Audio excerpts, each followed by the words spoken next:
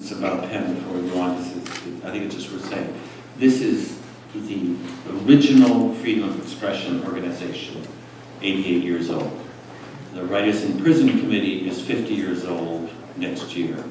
It is the single most important freedom of expression organization in the world.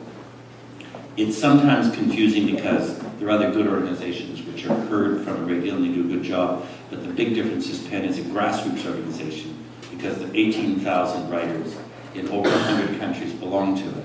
And it speaks out for literally tens of thousands of writers in countries where if there were a PEN club and they joined it, they'd be dead or in prison within about 3 minutes.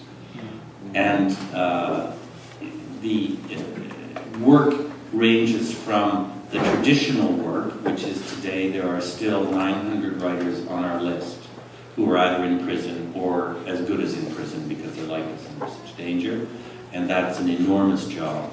But there are all these other areas of limitations of freedom of expression which are growing every day, and they're coming in surprising ways through new technologies, through ownership patterns of means of communication and so on. So it's, when you see this room filled with writers, yes, from the United States and England and France, and of course from Canada, which is one of the most important of the 144 centers, but then you see the PEN Club from Kyrgyzstan, or from Nepal, or from Algeria, and of course you realize that in joining those clubs, in a way it's a protection for them, but it's also a big risk for them. And they're living a very different experience of freedom of expression from the one that, our biggest problem is that the heat's gone, right? And then there are other problems.